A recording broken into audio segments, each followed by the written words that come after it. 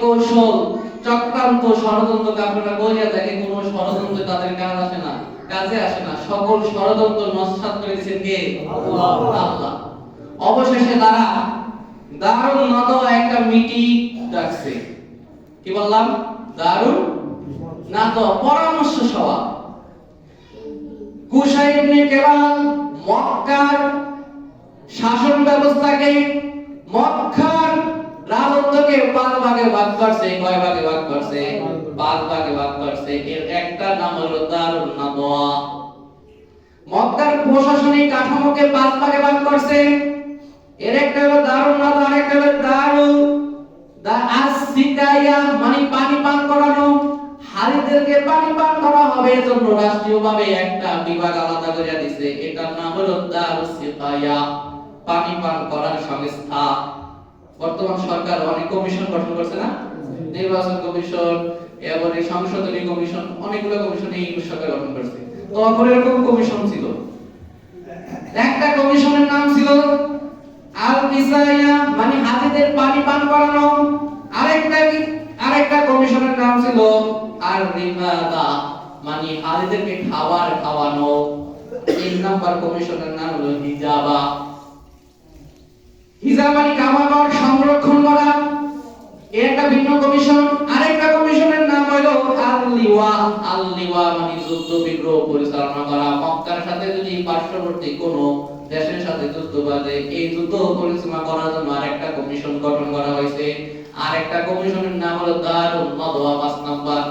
দারুন নাদওয়া মানে পরামর্শ সভা। মক্কায় যদি কোনো ক্রিটিক্যাল কোনো পজিশনে সম্মুখীন হয়, কোন সংকটময় মুহূর্তে মক্কাবাসী সম্মুখীন হয়, তখন সবাইকে নিয়ে, বড় বড় লিডারকে নিয়ে পরামর্শ করা। মক্কায় যারা বড় বড় লিডার ছিল সবাই এই দারুন নাদওয়ার সদস্য ছিল। এই দারুন নাদওয়া তারা দেখতেছে মুহাম্মদ সাল্লাল্লাহু আলাইহি সাল্লামকে আর মুসলমানকে আটকে রাখা যাইতেছে না। এর আগে অনেক সাহাবী প্রথম আকাবায়, দ্বিতীয় আকাবায় যখন মদিনা থেকে আনসার সাহাবীরা এসে শপথ গ্রহণ করলো, ওখানেও দ্বীনের একটা শক্তিশালী কাঠামো তৈরি হলো। আর কিছু মুসলমান চলে গেছে মদিনায়। অনেক বাধা থাকা সত্ত্বেও মক্কা থেকে মদিনায় গত সপ্তাহে গেলাম 116 জন হাফসা গেছে গা। তারপর মদিনায় গেছে গা। এই পর্যন্ত এই যে 7 বছর থেকে 13 বছর অনেক মুসলমান গেছে গা। তখন দেখতেছে আর মুসলমানদের সাথে পারা যাইতেছে না। কি করা যায়? মুহাম্মদ সাল্লাল্লাহু আলাইহি সাল্লামকে সবাই মিলে পরামর্শ সভা গঠন করলো। এমন সময় ওই দারুন নাদওয়াতে যখন সবাই পরামর্শ করলো, শায়েখে নজদি নামে এক ব্যক্তি খুব লেবাদারি পাগড়ি টুপি পরে আইতে দরজা ধরে। আবু জাহেল জিজ্ঞেস করলো, আপনি কে? শায়েখকে তো চিনি না। তখন ওই শায়েখ বলতে, আমি শায়েখে নজদি, নজদির শায়েখ পণ্ডিত আলেম। তোমরা যে পরামর্শ করতেছো, তোমরা যা চাও আমিও তা চাই। তোমরা চাও মুহাম্মদ সাল্লাল্লাহু আলাইহি সাল্লামের উৎখাত, মুহাম্মদ সাল্লাল্লাহু আলাইহি সাল্লামের পতন, মুহাম্মদ সাল্লাল্লাহু আলাইহি সাল্লামের ধ্বংস, আমিও চাই। ওই শায়েখে নজদি ছিল ইবলিসকে। শায়েখে নজদি ইবলিসের লেবাস ধারণ করে সে আসছে। আয়েশা ওই পরামর্শ সবাই উপস্থিত। বলতে তাহলে আপনাকে তো আমাদের প্রয়োজন, আসেন আমাদের সাথে আসেন। ওই সবাই বসছে। বৈশা সবাই আবার পরামর্শ দিতেছে। আবু জাহেল বলতেছে, প্রথমে এক কাফের বলতেছে মুহাম্মদ সাল্লাল্লাহু আলাইহি সাল্লাম কি করা যায়? তখন ওই কাফের বলতেছে, আমার মত হলো মুহাম্মদ সাল্লাল্লাহু আলাইহি সাল্লামকে আমাদের দেশ থেকে তাড়িয়ে দাও। যখন ওই শায়েখে নাজদি বলছে, না, মুহাম্মদ সাল্লাল্লাহু আলাইহি সাল্লামকে যদি দেশ থেকে তাড়িয়ে দাও, মুহাম্মদ সাল্লাল্লাহু আলাইহি সাল্লাম সেই স্থানে গিয়ে আশ্রয় গ্রহণ করবে। ওই স্থানের মানুষ সবাই মুহাম্মদ সাল্লাল্লাহু আলাইহি সাল্লামের অনুসারী হয়ে যাবে, সবাই মুহাম্মদ সাল্লাল্লাহু আলাইহি সাল্লামের কথা মেনে নেবে। সে শক্তি সামর্থ্য অর্জন করে তোমাদের বিরুদ্ধে আবার লড়াই করে তোমাদের পতন ঘটাইবে। তার মানে মুহাম্মদ সাল্লাল্লাহু আলাইহি সাল্লামকে তাড়ানো যাবে না। আরেকজন বলল, মুহাম্মদ সাল্লাল্লাহু আলাইহি সাল্লামকে তাহলে আমরা একটা ঘরের মধ্যে আটকিয়ে রাখি। তখন ওই শায়েখে নজদি ইবলিস বলতেছে, না না না, মুহাম্মদ সাল্লাল্লাহু আলাইহি সাল্লামকে যদি আটকিয়ে রাখো, মুমিনদের ঈমানি শক্তি সম্পর্কে আমি জানি। মুমিনদের ঈমানি শক্তি সম্পর্কে আমি জানি। এই মুমিনদের সংখ্যা কম হলেও যদি যারা জানতে পারে তাদের কলিজার টুকরা মুহাম্মদ সাল্লাল্লাহু আলাইহি সাল্লামকে ঘরের মধ্যে আটকিয়ে রাখছে, তাহলে তারা একদম থাকবে না। সবাই এসে তোমাদের বিরুদ্ধে লড়াই করবে। তাদের ঈমানি শক্তির কাছে তোমরা হারিয়ে যাইবা। তোমরা মুহাম্মদ সাল্লাল্লাহু আলাইহি সাল্লামের ওই শত্রুদের সাথে পারবা না। তখন আবু আবু জাহেল বলতেছে তাহলে কি করা যায়, মুহাম্মদ সাল্লাল্লাহু আলাইহি ওয়াসাল্লামকে হত্যা করতে হবে। নাউজুবিল্লাহ। ইবলিস বলতেছে তুমি আর আমার মত এক, এটাই করা যায়। মানে আবু জাহেল আর ইবলিস হলো ভাই, তোমার সাথে আমার মিল খেয়েছে। কখন মারবে? ইবলিস বলছে আজকে রাত্রি। তখন রাতটা ছিল বৃহস্পতিবার। কি বার? বৃহস্পতিবার রাত্র। ওই দিনটা যেই দিনে সকালবেলা তারা মিটিং করেছে, ওই দিনটা ছিল বৃহস্পতিবার। ওই বৃহস্পতিবার তারা পরামর্শ করলো আজকে রাত্রে গভীর রাতে মুহাম্মদ সাল্লাল্লাহু আলাইহি সাল্লামকে আমরা হত্যা করব। মুহাম্মদ সাল্লাল্লাহু আলাইহি সাল্লামকে আমরা এখানে যারা আসছি প্রত্যেক গর্ত থেকে একদম সৈন্যদের নিব, একদম সুঠাম দেব, সুরক্ষিত একজন প্রশিক্ষণ প্রাপ্ত সেনাকে আমরা নিব। সবাই মিলে মুহাম্মদ সাল্লাল্লাহু আলাইহি সাল্লামকে হত্যা করবে। তাহলে কেউ কারোর প্রতি দোষারোপ চাপাইতে পারবে না। নাউজুবিল্লাহ। মুহাম্মদ সাল্লাল্লাহু আলাইহি সাল্লামকে তারা হত্যা করার জন্য প্রস্তুত। আর মুহাম্মদ সাল্লাল্লাহু আলাইহি সাল্লামকে আগে জানাইছে কে? আল্লাহ। যে রাসূল সকালবেলায় জিবরাইল এসে কানে কানে বলছে রাসূল আজকে আর থাকা যাবে না, আজকে রাত্রি আপনাকে হিজরত করতে হবে। সুবহানাল্লাহ, সুবহানাল্লাহ। আপনি আর মদিনায় মক্কায় থাকতে পারবেন না, আজকে আপনাকে হত্যা করার প্ল্যান করতেছে। এজন্য আল্লাহ তাআলা বলতেছেন হাত্তা ইলাস সাইআসার রাসূল ওয়া যান্নু আন্নাহুম قد كذبوا جاءهم نصرنا। অবশেষে যখন রাসূলগণ নিরাশ হয়ে পড়ে, কাফেররা তাদের কথাগুলো মিথ্যা প্রতিপন্ন করে, তখন আল্লাহ তাআলার সাহায্য তাদের কাছে এসে পড়ে। সুবহানাল্লাহ। যেমন ইব্রাহিম আলাইহিস সালাম হিজরত করছেন না? ইব্রাহিম আলাইহিস সালাম তার দেশে থাকতে পারে নাই, নমরুদের ওখানে থাকতে পারে নাই, সে সিরিয়ায় হিজরত করছে। সে ব্যাপারে আল্লাহ তাআলা বলতেছেন সূরা আনকাবুত 20 নম্বর পারা 26 নম্বর সূরা 29 নম্বর সূরা আনকাবুতের 26 নম্বর আয়াতে বলতেছেন ক্বালা ইন্নী মুহাজিরুন ইলা রাব্বি। ইব্রাহিম আলাইহিস সালাম বলছে আমি আমার রবের জন্য হিজরত করলাম, রবের দিকে হিজরত করলাম। সুবহানাল্লাহ। ইন্নাহু হুয়াল আজিজুল হাকীম। নিশ্চয় আমার রব আমার রব ক্ষমতাবান, আমার রব সবকিছু জানেন কে? আল্লাহ। মুহাম্মদ সাল্লাল্লাহু আলাইহি সাল্লামকে মারার প্ল্যান করছে। ঠিক দুপুরে গোপনে আবু বকর রাদিয়াল্লাহু তাআলা বাড়িতে গেছে মুহাম্মদ সাল্লাল্লাহু আলাইহি সাল্লাম। তখন নিয়ে আসছে জানাইছে আবু বকর হিজরত করতে যাওয়া লাগতে পারে।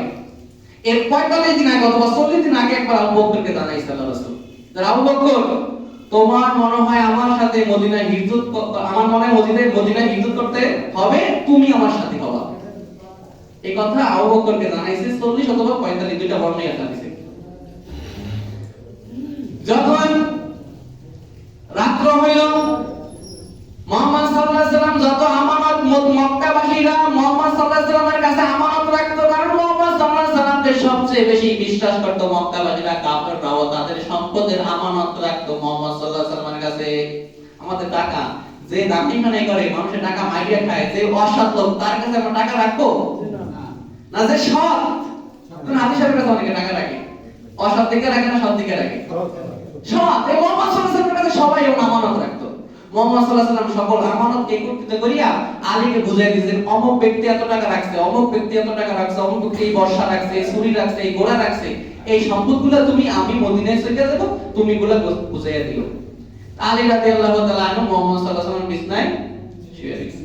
আলীকে জিজ্ঞেস করছে, বলে যখন মুহাম্মদ সাল্লাল্লাহু আলাইহি সাল্লাম মদিনায় গেছে, আলীও মদিনায় গেছে, আলী তোমাকে যে মুহাম্মদ সাল্লাল্লাহু আলাইহি সাল্লাম বিছনায় রাখা মুহাম্মদ সাল্লাল্লাহু আলাইহি সাল্লাম মদিনায় হিজরত করলো, তোমাকে একটু ভয় করে না? তুমি রাতে ঘুমাইছো কিভাবে? তখন আলী রাদিয়াল্লাহু তাআলা বলতেছেন, হে সাহাবীরা শুনে রাখো, আমরা অন্যান্য রাতের বেলা আমার ঘুম ভাঙে, কিন্তু ওই দিন আমার এমন ঘুম হইছে জীবনে আর কখনো আমি এমন প্রশান্তির ঘুম যাই নাই। যখন আমাকে মুহাম্মদ সাল্লাল্লাহু আলাইহি সাল্লাম বলছে আলী আমি যাইতেছি, তুমি আমানতগুলো মানুষকে বুঝাইয়া দাও, তখন আর বলছে আলী তোমার সাথে আমার সাথে মদিনায় দেখা হবে, এই কথা যখন মুহাম্মদ সাল্লাল্লাহু আলাইহি সাল্লাম বলছে, আমি নিশ্চিতভাবে এটা জানছি যে আমাকে সকল কাফেররা একত্রিত হয়েও মারতে পারবে না, কারণ মুহাম্মদ সাল্লাল্লাহু আলাইহি সাল্লাম বলছে আমার সাথে তার সাথে মদিনায় দেখা হবে। সুবহানাল্লাহ। যখন মুহাম্মদ সাল্লাল্লাহু আলাইহি সাল্লামকে সারা তার ঘর ঘিরে রাখছে, মুহাম্মদ সাল্লাল্লাহু আলাইহি সাল্লাম রাতে বের হবে, এমন সময় তার সারা ঘর চতুর্দিকে সেনারা তার ঘর ঘিরে ফেলছে। মুহাম্মদ সাল্লাল্লাহু আলাইহি ওয়াসাল্লাম যখন ঘর থেকে বের হইছে, দেখা যায় চতুর্দিকে সৈন্যদল। তখন মুহাম্মদ সাল্লাল্লাহু আলাইহি ওয়াসাল্লাম হাতে এক মুষ্টি বালি নিছে। দুইটা বর্ণনা, এক বর্ণনায় আছে সূরা ইয়াসিনের মত 9টি আয়াত তেলাওয়াত করছে, আর এক বর্ণনায় আছে শুধু ইয়াসিনের 9 নম্বর আয়াত তেলাওয়াত করছে। মুহাম্মদ সাল্লাল্লাহু আলাইহি ওয়াসাল্লাম হাতে বালি নিয়ে বলতেছেন, ওয়া জাআলনা মিন বাইনি আইদিহিম সাদদাও ওয়া মিন খালফিহিম সাদদাও ফাগশাইনাহুম ফাহুম লা ইউবসিরুন। ওয়া জাআলনা, আমি বানিয়ে দিয়েছি, আল্লাহ বলতেছেন, মিন বাইনি আইদিহিম, তাদের সামনে সাদদাও প্রাচীর, ওয়া মিন খালফিহিম, তাদের পিছনে সাদদাও প্রাচীর, ফাগশাইনাহুম ফাহুম লা ইউবসিরুন, তাদের চেহারার উপর আল্লাহ আবরণ দিয়েছে, চোখের উপর আবরণ দিয়েছে, ফলে তারা কিছুই দেখতে পায় না। মুহাম্মদ সাল্লাল্লাহু আলাইহি ওয়াসাল্লাম যখন বালিতে আয়াতগুলো পড়িছে, প্রত্যেক সৈন্যের চোখে বালি গেছে, কেউই দেখতে পায় না। মুহাম্মদ সাল্লাল্লাহু আলাইহি ওয়াসাল্লাম তাদের সামনে দিয়ে চলে গেছে। সুবহানাল্লাহ, সুবহানাল্লাহ। আল্লাহ তাআলা এখানে বলতেছেন সূরা আনফালের 30 নম্বর আয়াত, 9 নম্বর 8 নম্বর সূরা আনফালের 30 নম্বর আয়াত 9 নম্বর পারার মধ্যে আল্লাহ তাআলা বলতেছেন, ওয়া ইয ইয়ামকুরু বিকাল্লাযিনা, আল্লাহ বলেন স্মরণ করো, ইয়ামকুরু বিকাল্লাযিনা, যারা আপনার বিরুদ্ধে ষড়যন্ত্র করে, কাফেররা। তারা কি কি ষড়যন্ত্র করছে? আল্লাযিনা কাফারু, কাফেররা ষড়যন্ত্র করছে, লিউযবিতুকা, আপনাকে ঘরে বন্দী করে রাখবে, এটা তারা ষড়যন্ত্র করছে। আও ইয়াকতুলুকা, অথবা আপনাকে হত্যা করবে, এটা তারা ষড়যন্ত্র করে রাখছে। আও ইয়াখরিজুকা, অথবা আপনাকে আপনার এই দেশ থেকে নির্বাসন করবে, তাড়িয়ে দিবে। তারা এই প্ল্যানে, তারা এই পরিকল্পনায় মত্ত হইয়া তারা সবাই আপনার বিরুদ্ধে লাগছে। আল্লাহ তাআলা বলেছেন, ওয়ায়ামকুরুনা, তারা ষড়যন্ত্র করে, ওয়ায়ামকুরুল্লাহ, আল্লাহ তাআলা কৌশল করে, আল্লাহু খায়রুল মাকিরিন, উত্তম কৌশলকারী কে? আল্লাহ। উত্তম কৌশলকারী কে? আল্লাহ। আল্লাহ। মুহাম্মদ সাল্লাল্লাহু আলাইহি ওয়াসাল্লাম ঘর থেকে বের হয়ে গেছে, তাদের সামনে দিয়ে। তারা মনে করতেছে মুহাম্মদ সাল্লাল্লাহু আলাইহি ওয়াসাল্লাম বের হয় না, তাদের মনে এই আশা যে মুহাম্মদ যখন বের হইবে তখনই তাকে আমরা হত্যা করব। মুহাম্মদ সাল্লাল্লাহু আলাইহি ওয়াসাল্লাম আবু বকর রাদিয়াল্লাহু তাআলা আনহুর বাড়িতে গিয়ে নক করছে। নক করার সাথে সাথে আবু বকর বলছে, লাব্বাইক ইয়া রাসূলুল্লাহ, লাব্বাইক ইয়া হাবিবাল্লাহ, হে রাসূল আমি হাজির, হে আল্লাহর হাবিব আমি হাজির। তখন সাথে সাথে মুহাম্মদ সাল্লাল্লাহু আলাইহি ওয়াসাল্লাম বলছে, আবু বকর, তোমাকে আমি একবার দরজায় কোলাঘাত করলাম, তুমি সাথে সাথে কিভাবে হাজির হইলাম? তুমি কি রাতে ঘুমাও নাই? তখন আবু বকর বলছে, রাসূল আপনি 40-45 দিন আগে আমাকে বলছেন, আবু বকর আমি ইজ্জত করব, তুমি আমার সাথী হবা। তখন থেকে আমি এক রাত্র ঘুমাই নাই, প্রত্যেক রাতে অপেক্ষা করছি, কারণ আপনি যখন আসবেন কাফেরদের ভয়, আপনি আমাকে জোরে ডাক দিবেন, নাচতে ডাক দিবেন, আমি চাই না দ্বিতীয়বার ডাক দিয়ে আপনি কষ্ট পান। এজন্য প্রথম ডাক দেওয়ার সাথে সাথে আমি হাজির হইতে পারি, এজন্য দরজার সাথে আমি পিঠ লাগাইয়া প্রত্যেক রাতে অপেক্ষা করছি আপনার জন্য। এটা যার বর্ণনা, ইবনে হিশামের বর্ণনা। মুহাম্মদ সাল্লাল্লাহু আলাইহি ওয়াসাল্লামকে নিয়ে রওনা করলো আবু বকর। যখন আবু বকর মুহাম্মদ সাল্লাল্লাহু আলাইহি ওয়াসাল্লামকে রওনা করলো, গাড়ে সাওর ওই পাহাড়ের মধ্যে ছিল, 3 দিন ছিল, বিশেষ করে রাত্র, শুক্রবার, শনিবার, রবিবার, সোমবার দিন আবার রওনা করছে। শুক্র, শনি, রবি 3 দিন ছিল ওখানে, সোমবার দিন আবার রওনা করছে। 3 দিন যখন ছিল, ওই ব্যাপারে বলা হয়েছে মুহাম্মদ সাল্লাল্লাহু আলাইহি ওয়াসাল্লামকে খোঁজার জন্য কাফেররা ঘোষণা করে দিল যে মুহাম্মদ সাল্লাল্লাহু আলাইহি ওয়াসাল্লামকে জীবিত অথবা মৃত মাথা আনতে হারিয়ে দিতে পারবে, মুহাম্মদ সাল্লাল্লাহু আলাইহি ওয়াসাল্লামের কন্যা অথবা মুহাম্মদ সাল্লাল্লাহু আলাইহি ওয়াসাল্লামকে হারিয়ে দিতে পারবে, তাকে 1000 স্বর্ণমুদ্রা দেওয়া হবে, 100 উট দেওয়া হবে। নাউযুবিল্লাহ। যখন এই ঘোষণা করে দেওয়া হলো, সবাই পাগলের মতো খুঁজতেছে। ওই গুহার মধ্যে মুহাম্মদ সাল্লাল্লাহু আলাইহি ওয়াসাল্লাম যখন ঢুকবে, তখন আবু বকর বলতেছে, আল্লাহর রাসূল আপনি ঢুকবেন না, আমি আগে গিয়ে চেক করি। আমি চেক করে যদি তখন দেখবো যে ওই গুহা ঠিক আছে, তখন আপনি ঢুকবেন, কারণ মিত্র হইলে আমার হোক, আপনার জন্য মিত্র না হয়। এই কথা যখন মুহাম্মদ সাল্লাল্লাহু আলাইহি ওয়াসাল্লামকে বলছে, মুহাম্মদ আবু বকর ওখানে ঢুকছে, ঢুকে পর্যবেক্ষণ করছে, দেখছে না থাকার মতো অনেকগুলো গর্ত ছিল, ওই গর্তগুলো এই কিতাব লেখছে বয়ানের বিষয় করে, এখানে এই কথাগুলো উল্লেখ করছে। মুহাম্মদ সাল্লাল্লাহু আলাইহি ওয়াসাল্লাম ওখানে ঢুকছে, আবু বকরকে পায়ে সাপে কাটছে। এই কিতাব এটা বর্ণনা করছে, ফাতুল বারী থেকে বর্ণিত। আবু বকর, সব ঘটনা তো বলার জন্য সময় হয়ে গেছে, সংক্ষিপ্ত করি। মুহাম্মদ সাল্লাল্লাহু আলাইহি ওয়াসাল্লাম যখন ওখানে আশ্রয় নিছে, তখন দেখতেছে আবু বকর দেখতেছে মুহাম্মদ সাল্লাল্লাহু আলাইহি ওয়াসাল্লামকে ধরবে, দেখতেছে কাফেররা যেন হাইটে যাইতেছে, তাদের পাও দেখা যাইতেছে।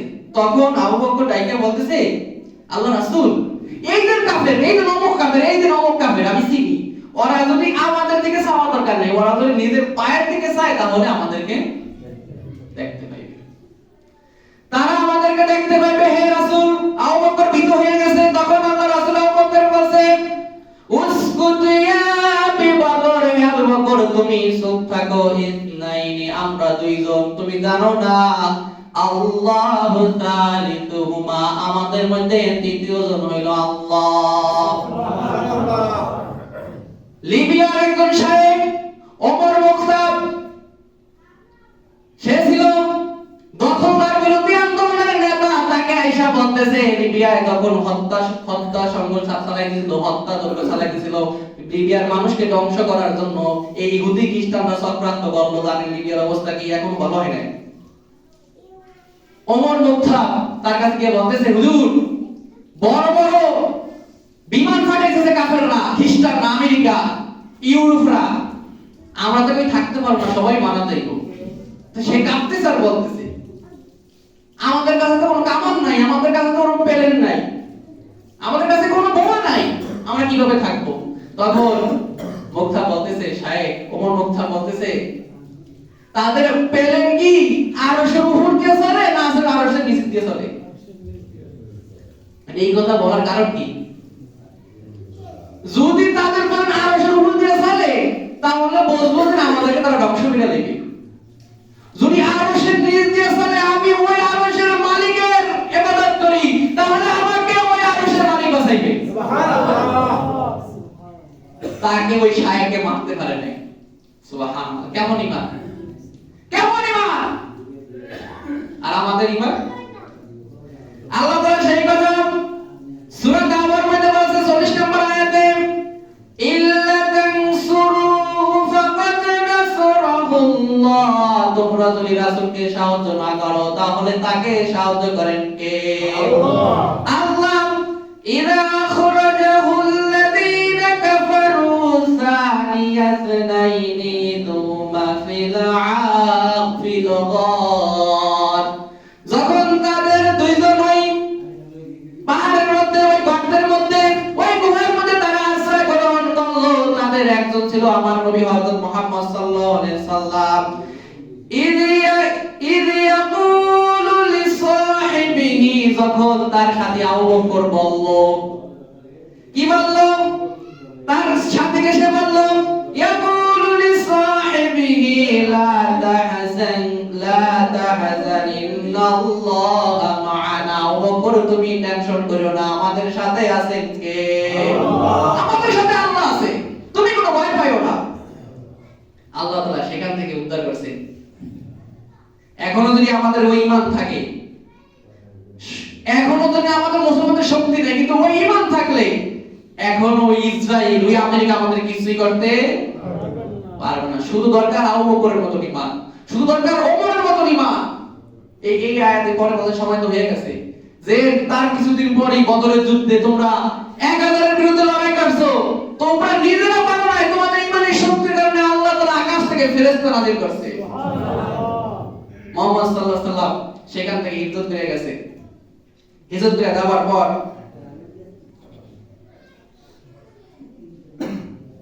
এক উম্মে মাবাদ এক নারী, তার বাড়ির ফাজে মুহাম্মদ সাল্লাল্লাহু আলাইহি ওয়াসাল্লাম যাইতেছে। ওই উম্মে মাবাদের একটা গুণ ছিল, যত মেহমান তার বাড়ির সামনে যায় প্রত্যেক মেহমানের মেহমানদারি করানো। মুহাম্মদ সাল্লাল্লাহু আলাইহি ওয়াসাল্লাম উম্মে মাবাদের কাছে গিয়ে বলতেছে, তোমার বাড়িতে কিছু খাবার আছে? আমি ক্ষুধার্ত, আমি ক্লান্ত, আমার সফর সঙ্গে ক্লান্ত, সাথে তারা আছে। তখন উম্মে মাবাদ বলছে, আমার বাড়িতে কোনো খাবার কিছু নাই, আর যেই বকরিগুলো ছিল সব আবি মাবাদ সে নিয়ে গেছে, সরাইতে ঘাস খাইতে নিয়ে গেছে, শুধু একটা বর্তি আছে, হেওয়া জীর্ণ ছিল, গায়ে কোনো গোস্ত নাই, নিজে হাতে কাইতে আবার করিয়া দেয়। তখন ওটা মোহাম্মদ সাল্লাল্লাহু আলাইহি ওয়াসাল্লাম দেখে বলছে, এটা কি তোমার? বলছে হ্যাঁ, এটা আমার। বলছে বকরিটা আমারে দাও। মোহাম্মদ সাল্লাল্লাহু আলাইহি ওয়াসাল্লাম বকরিটা নিল। তখন বলছে, আমার বাবার অংশ হোক, আমার মাতার অংশ হোক, আপনি যদি দুধ দোয়াইতে পারেন দোয়ান এখান থেকে। মোহাম্মদ সাল্লাল্লাহু আলাইহি ওয়াসাল্লাম যখন হাত দিল, সাথে সাথে বাড়ি দুধ এসে পড়ছে। সুবহানাল্লাহ। এত দুধ মোহাম্মদ সাল্লাল্লাহু আলাইহি ওয়াসাল্লাম একবার সবচেয়ে উম্মে মা বাবাদের ঘরের সবচেয়ে বড় যে বেলাটা, এটা কোনো আজব কোনো গল্প নয়, হাদিস বুখারীর হাদিস। বেলাটা সবচেয়ে বড় 12টা আঞ্জুলে বাংলা হাদিসে আছে, দোয়াইতে ফেনাগুলো বায়া পড়তেছে, পাইলা বইয়া পাত্র বইয়া বায়া পড়তেছে। নিজে পান করছে, ওই মহিলাকে পান করাইছে, আবু বকরকে পান করাইছে, সফর সঙ্গে আরো দুজন ছিল, তাকে পান করাইছে মুহাম্মদ সাল্লাল্লাহু আলাইহি ওয়াসাল্লাম। পান করে আবার দোয়াইতে বলতে, এটা তোমার স্বামীর জন্য রেখে দিও। সুবহানাল্লাহ। বরকতি নবী, সেই নবীকে আমরা চিনতে। এই হিজরতে কিন্তু অনেক গুরুত্বপূর্ণ কথা আছে না, নোট করি আজকে কিন্তু সময়টা বলতে পারিনি। অনেক গুরুত্বপূর্ণ কথা এখানে, অনেক মধু ছিল এখানে, মজা ছিল, বলতে পারিনি সময়ের কারণে। আমি একটু শারীরিকভাবে অসুস্থ। আল্লাহ তাআলা এই হিজরত সম্পর্কে বই আছে অনেক, যেমন এই বয়ানের বিষয়গুলো এখানেও আছে, তারপর সিরাত গ্রন্থ অনেকগুলো আছে, বাড়িতে আপনারা কিনে যারা পড়তে পারে কথা পড়িয়া বিস্তারিত জানবেন। এখানে অনেক শিক্ষণীয় বিষয় আছে, এগুলো যদি আপনারা জানেন বোঝেন তাহলে ঈমান বৃদ্ধি পাইবে, মুহাম্মদ সাল্লাল্লাহু আলাইহি ওয়াসাল্লামের প্রতি আপনাদের মহব্বত বৃদ্ধি পাইবে। আল্লাহ তাআলা আমাদেরকে হককে হক বুঝে আমল করার তৌফিক দান করুন। আমা তৌফিক ইল্লা বিল্লাহ। সুবহানাকা আল্লাহুম্মা ওয়া বিহামদিকা আশহাদু আল্লা ইলাহা ইল্লা আনতা আস্তাগফিরুকা ওয়া আতুবু ইলাইক।